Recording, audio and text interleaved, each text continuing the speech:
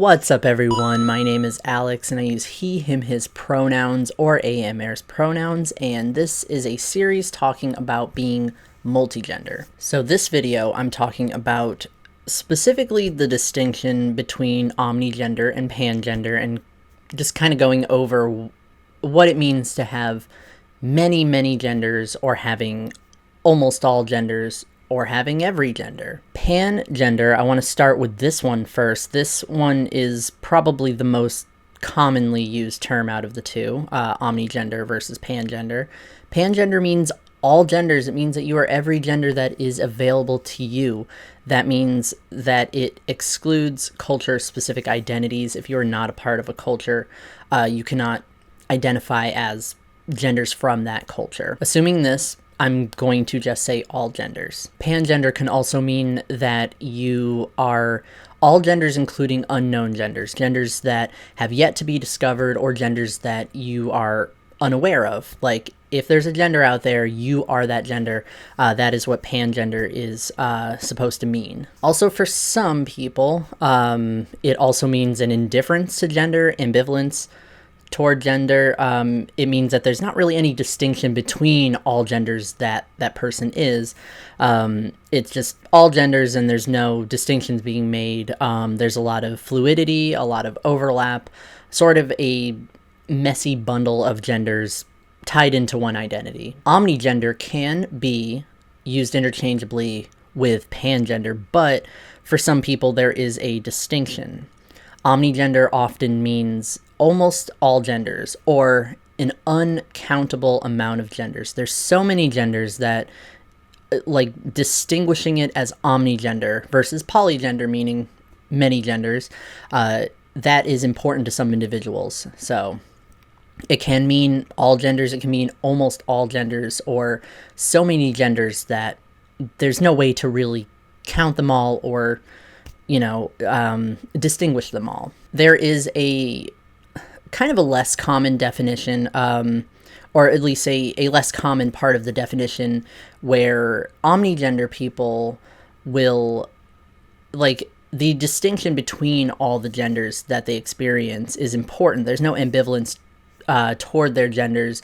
They are all distinct, and, like, it is important that people, like, recognize that distinction, whereas, like, pangender for some people means that, like, it's just all genders and there's no distinction being made. There's no, like, I feel this gender right now versus I feel that gender on a different day.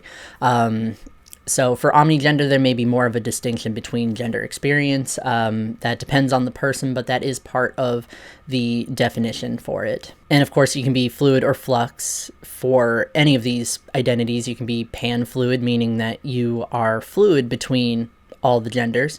Pan-flux, meaning there's fluctuating intensity of gender. The same with omnifluid and omniflux. Same thing there. Though some people will just say pangender, and just, it means, I'm all genders, and assume that maybe sometimes there are gender fluctuations, sometimes, or most of the time, I'm fluid between these genders, but a lot of people don't find a reason to say fluid or flux when referring to these identities. Some people find it important that they distinguish this. Fluid, flux, and the other option is static, meaning that there's no fluctuation and there's no fluidity. It is a static gender that does not change or shift or in intensity or anything like that. So pangender, all genders, omnigender can mean all genders, but some people will distinguish it by saying almost all genders, a vast amount of genders. It seems like omnigender is very less commonly used than pangender.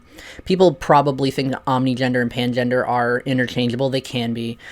So people will usually go for the more common term, which is pangender, and like, a lot of people seem to prefer that one. People are more familiar with pangender, the word pan, because it comes from, like, pansexual, panromantic, like, that is the more commonly used phrasing. In the next episode, I'm going to be talking about demigender identities. So being partially agender, we talked about that in the first video. So from here on out, the videos are going to be a bit shorter, just so it's easier to explain these things and not overwhelm the viewer. So if you were to share this with somebody in the with the intent of helping someone understand the difference between pangender and omnigender, you can do that.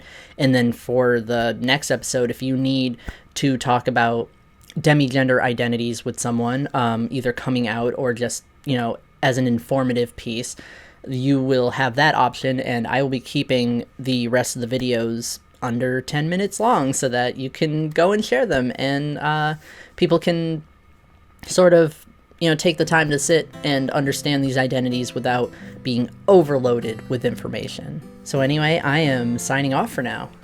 See you later.